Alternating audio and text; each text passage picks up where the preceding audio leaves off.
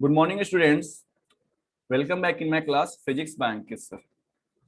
So today we are going to discuss about the most important topic of this chapter, which is pressure. We have already defined the force, effects of force, and different types of force. Now, from today, we discuss only about the pressure and different types of pressure like solid pressure, fluid pressure. Okay? ठीक है? तो आज हम लोग define करने वाले हैं pressure. Pressure क्या होता है? Pressure is directly related to the force, but when we apply the force for different areas, the same value of force in different areas exert different pressure. यानी कि अगर हम फोर्स लगाएं 5 न्यूटन, ठीक है, तो अगर बॉडी का मास क्या है, 1 किलोग्राम है, तो उसमें एक्सेलरेशन क्या होगा, 5 मीटर पर सेकंड स्क्वायर होगा।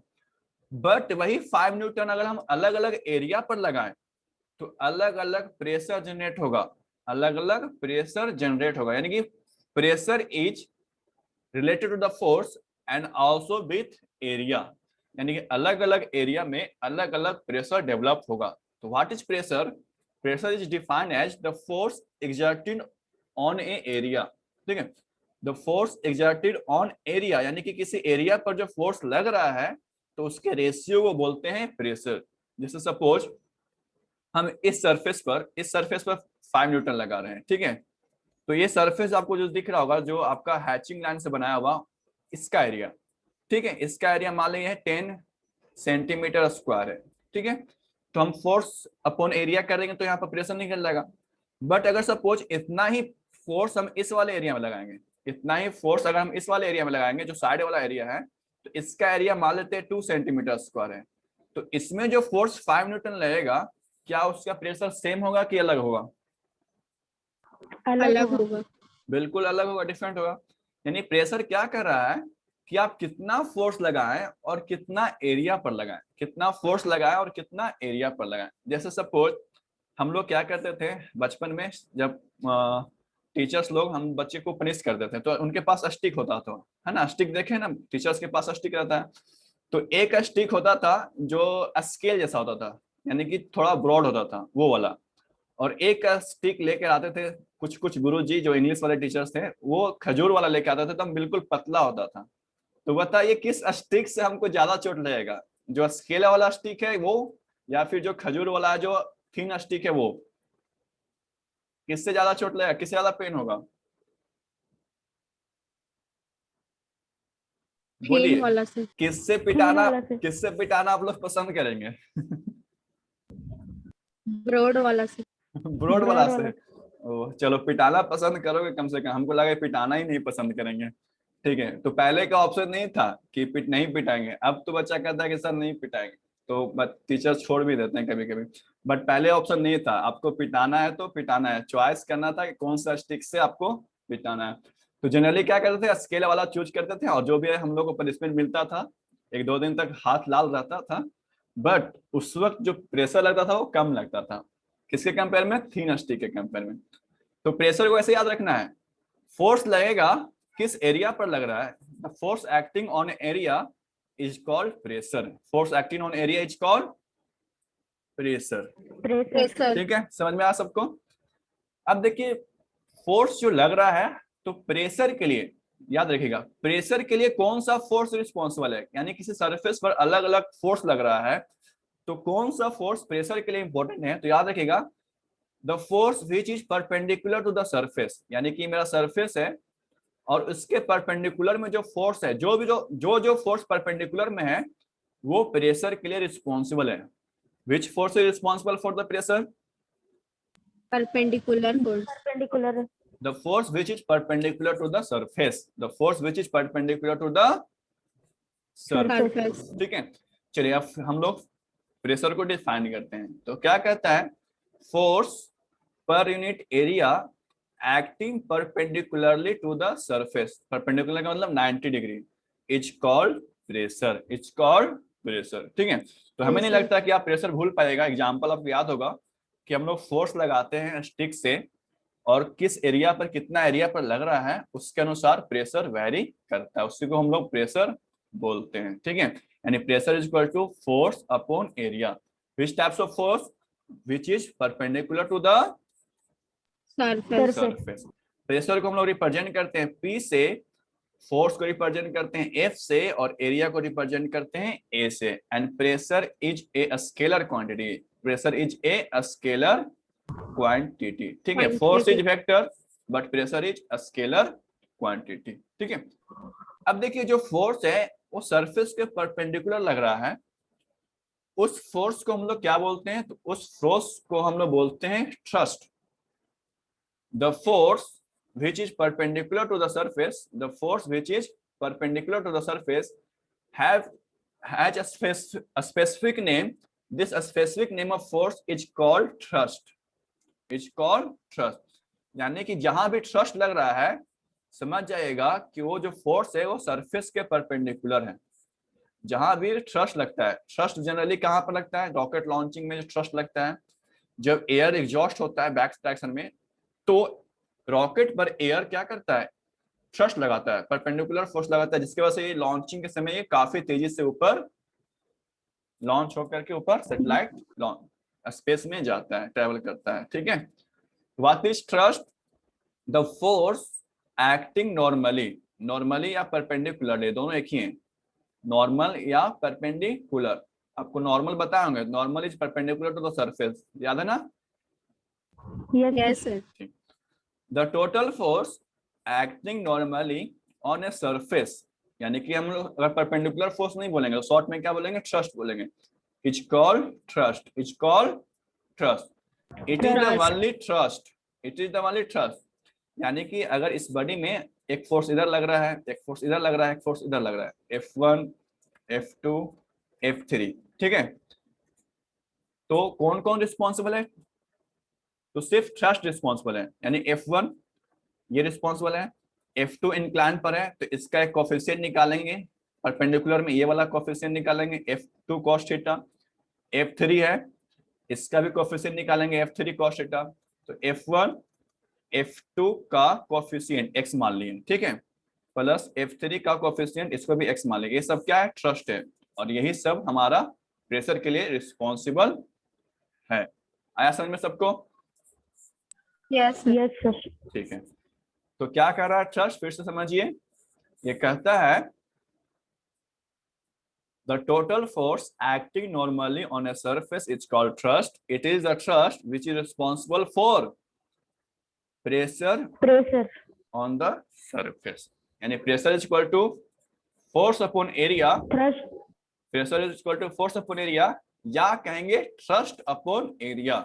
जब हम thrust बोलते हैं तो it's self defined perpendicular, but हम फोर्स कहते हैं तो आपको बताना होगा this force is perpendicular to the surface, this force is perpendicular to the surface. ठीक है, चलिए यहां तक सब लोग, आप लोग बताइए चैट में कि सब कुछ क्लियर है या कुछ डाउट है? ठीक है, अब हम लोग प्रेशर का यूनिट को समझते हैं। तो प्रेशर इज इक्वल टू क्या हो गया? Force upon area. कौन सा फोर्स? Perpendicular force. ठीक है, तो फोर्स का यूनिट होता है न्यूटन, फोर्स का यूनिट क्या होता है? न्यूटन, और एरिया का यूनिट होता है न्यूटन पर मीटर स्क्वायर। ये हो गया प्रेशर का यूनिट। अब इसी नाम को साइंटिस्ट के ऑनर में पास्कल रखा गया है। न्यूटन पर मीटर स्क्वायर को क्या बोलते हैं? Pascal. Pascal is the name of scientist Blaise Pascal. उनके ऑनर में, ऐसा नहीं है कि प्रेशर को इन्होंने खोज किया है, प्रेशर पहले से ही खोज किया जा चुका था। ठीक है, तो इन्हीं के ऑनर में पास्कल क्या कर दिया गया? प्रेशर का यूनिट लिखा गया, और शॉर्ट में लिखते हैं पीए। शॉर्ट में क्या लिखते हैं? Small PA. Pascal is the unit of pressure. तो हम लोग पास्कल को डिफाइन करते हैं कि व्हाट इज 1 पास्कल। पहले यहाँ पर आपको लिखना होगा SI unit of pressure is pascal. Other unit भी हो सकता है, बट एसआई यूनिट की बात करें तो SI unit of pressure is pascal. अब आपसे पूछे कि 1 पास्कल में कितना होता है, 1 पास्कल को कैसे डिफाइन करेंगे? तो आपको कैसे डिफाइन करना है? If a force of 1 newton, एक फोर्स लग रहा है कितना? 1 newton 1 newton on a surface area of how much meter square? 1 meter square. 1 meter square. If force acting on a surface of area 1 meter square and value of force is 1 Newton, then this force is equal to 1 Pascal. 1 pascal. Suppose अगर हम 10 Newton लगाएं, suppose हम क्या लगाएं 10 Newton लगाएं, ठीक है, और एरिया है 1 मीटर स्क्वायर, तो कितना पास्कल होगा? 10 Pascal. 10 पास्कल होगा, ठीक है, क्योंकि फोर्स 10 टाइम बढ़ गया. अगर हम फोर्स 10 न्यूटन लगाएं और एरिया है 100 मीटर स्क्वायर, एरिया कितना है 100 मीटर स्क्वायर, तो प्रेशर कितना होगा? 1/10 Pascal. 1/10. 1/10 पास्कल. ठीक है, वेरी गुड. तो 1 पास्कल कैसे डिफाइन करेंगे? वेरी गुड, बहुत अच्छा. 1 पास्कल कैसे डिफाइन करेंगे? If a force of how much Newton? 1 Newton. 1 Newton acting perpendicularly and normally on a surface which is distributed over an area of 1 meter 1 square, meter square. then pressure over the surface is equal to 1 Pascal. 1 Pascal. 1 Pascal is equal to 1 Newton per meter square और 1 PA is equal to 1 Newton per meter square. ठीक है, इसको note कर लीजिए. चलिए next topic है pressure area relation. अभी हम लोग प्रेशर का फॉर्मूला पढ़े. क्या होता है प्रेशर का फॉर्मूला? बोलिए. Force per unit area acting Force perpendicular to the पर surface. Unit area. ठीक है, तो फोर्स बढ़ेगा तो प्रेशर बढ़ेगा, बट एरिया अगर बढ़ेगा तो क्या होगा? If area increases then pressure increases or decreases? Decreases. Pressure decreases. Very good. ठीक है, and if area decreases then pressure increases or decreases? Increases. Pressure increases. आया समझ में सबको प्रेशर एरिया रिलेशन? यस या नो? जल्दी बताइए. Yes sir. चैट में सारे लोग लिखिए यस या नो. ठीक है, अब देखिए, एरिया अगर बढ़ेगा तो प्रेशर घटेगा और एरिया अगर घटेगा तो प्रेशर बढ़ेगा. ठीक है, बढ़ेगा. यानी कह सकते हैं प्रेशर इज इनवर्सली प्रोपोर्शनल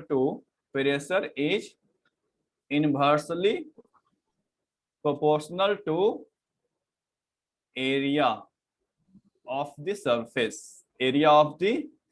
कह सकते हैं ना? Yes sir. तो अब बताइए कि हमको हमको क्या करना चाहिए? हमको एरिया को बढ़ा के रखना चाहिए कि एरिया को घटा के रखना चाहिए? प्रेशर के लिए हमको प्रेशर किसी से लेना है तो एरिया बढ़ा के रखना चाहिए कि घटा के? कौन सा बेनिफिशियल है? बढ़ा के रखना चाहिए एरिया को, घटा के रखना चाहिए? घटा के रखना चाहिए. घटा के रखना चाहिए. ठीक है, एरिया घटा के रखना चाहिए ताकि प्रेशर क्या हो? ज्यादा होगा. लेकिन sometime we also need to exert less pressure, है ना? जैसे हम अगर स्कूल बैग टांगे हैं तो वहां पर एरिया को घटा के रखेंगे कि बढ़ा के रखेंगे? बढ़ा के रखेंगे. हाँ, so that we can not say that area को कम रखना है कि ज्यादा रखना है. Depends on the situation. We need more pressure और less pressure. If we need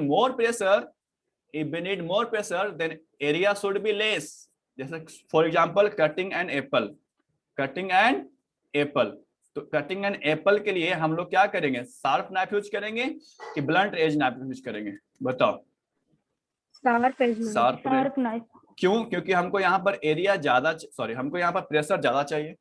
हमें क्या चाहिए? यहाँ पर प्रेशर ज्यादा चाहिए. तो एरिया को क्या करेंगे? कम करेंगे.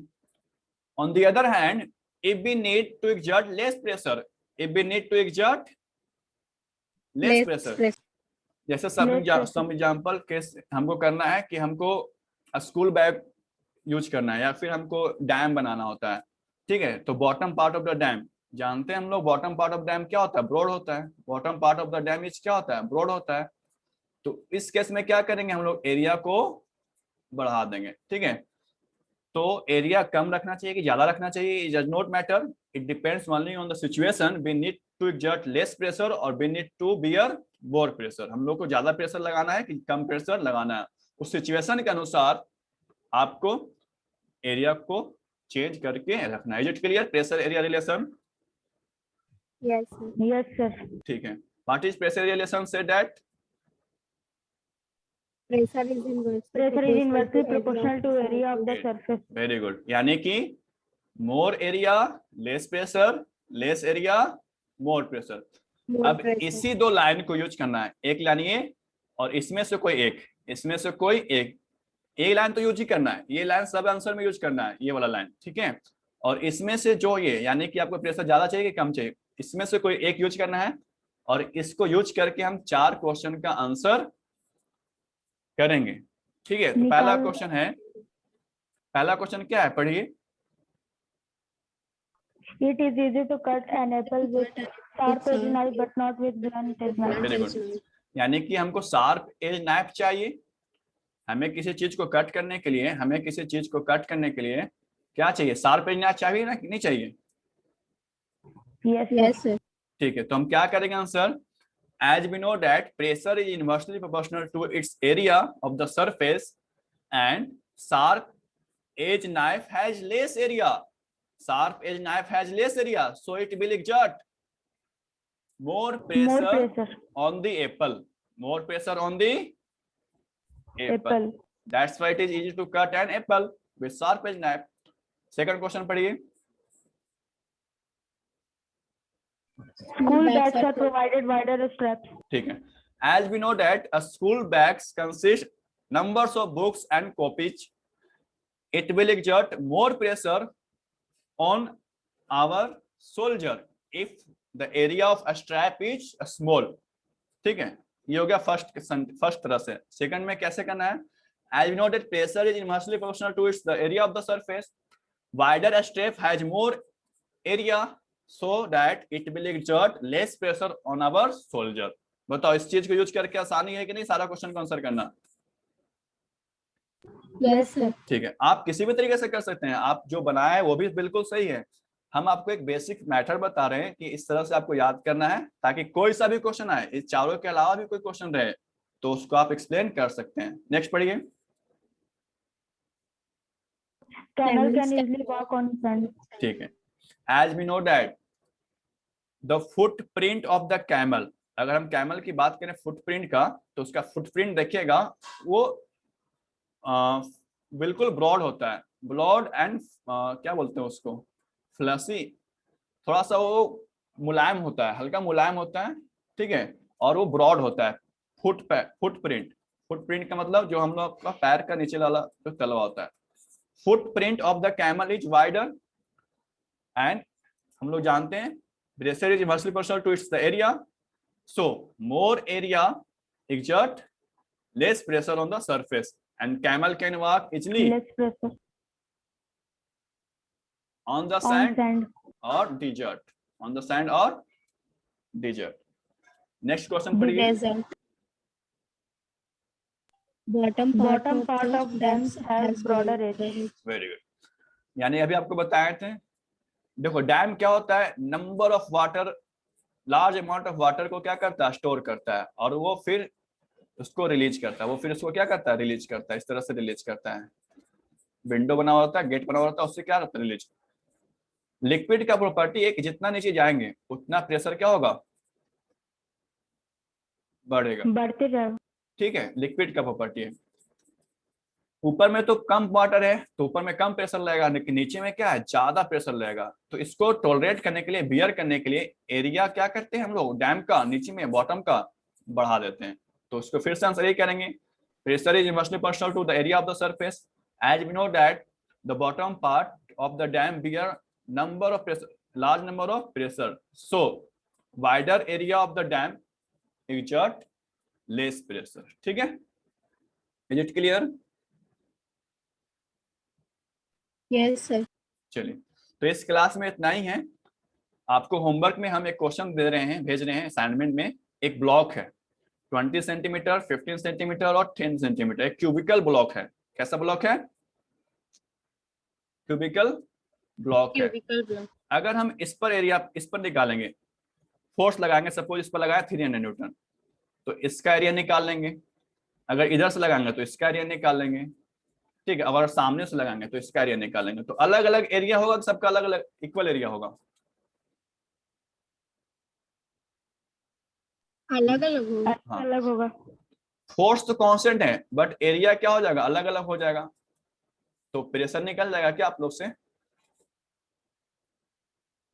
Yes sir. हाँ, और एक चीज याद याद करेगा, ये सेंटीमीटर में दिया हुआ है, तो आंसर में सेंटीमीटर स्क्वायर को मीटर स्क्वायर में चेंज कर लीजिएगा। नेक्स्ट क्लास में बताएंगे कैसे चेंज होता है। अगर आता है तो इस क्वेश्चन को सॉल्व करिएगा, हम अभी थोड़ी देर में एप्लीकेशन पर भेज रहे हैं। ओके, तो आज के लिए इतना ही है, मिलते हैं आप लोग से नेक्स्ट क्लास में। तब तक के लिए